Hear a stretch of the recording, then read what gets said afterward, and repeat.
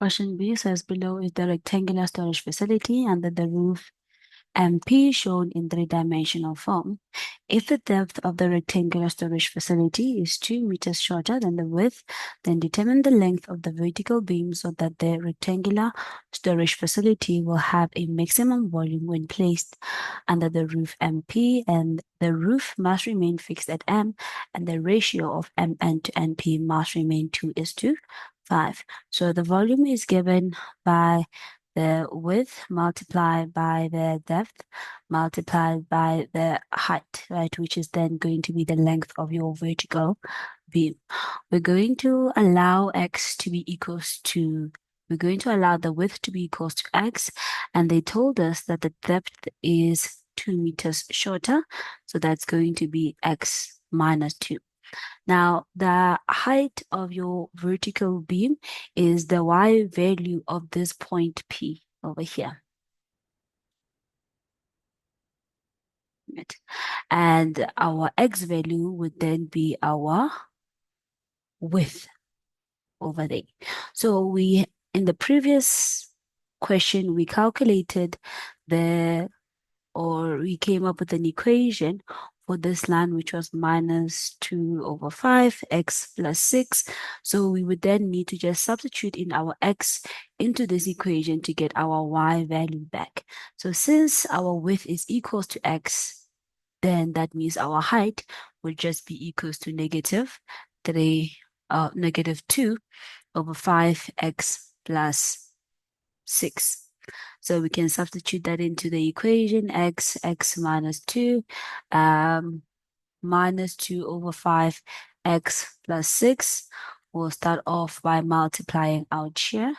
We'll get negative 2/5 x squared. And if we multiply our x with that one, we'll get a plus 6x.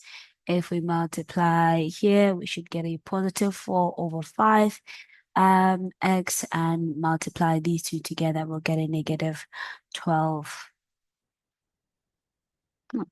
Then we multiply out with the x, we'll get a negative 2/5 x cubed plus 6x squared plus 4/5 x squared minus 12x, which will then simplify. And to simplify further, no, let's just leave it like that. And then we know that the minimum and maximum of our cubics are found where the derivative is equal to 0. So we'll derive the volume with regards to x, and we'll get a minus 6/5 x squared plus 12x plus 8x/5 minus 12. And we will equate that then to 0. So the first thing we're going to do is multiply out by 5 to get minus 6x squared plus 60x plus 8x minus 60, giving us 0. Then put these two together. We have minus 6x squared plus 68x minus 60 is equals to 0. Everything here is divisible by 2, so we'll divide by negative 2, and we'll get x squared minus 34x minus 60 is equals to 0. The 60 then must change to 30.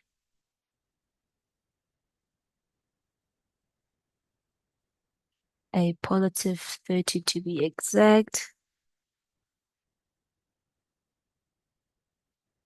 because we're dividing everywhere by negative 2. Then we'll put it into the equation and say x is equals to 34 plus minus the square root of 34 squared minus 4 times 30 times, we're missing a 3 here because we divided everything by negative 2. 2 multiplied by 3, and we would get 0.96 or 10.3689. Now, looking at our answers, the only plausible one in this case would be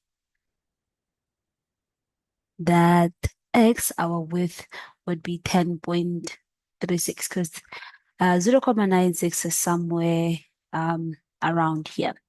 So we know that is not our answer. So then for our vertical height, we had an equation that says minus 2 over 5. We substitute in the value of x plus 6, and we get a height of 1.9 meters.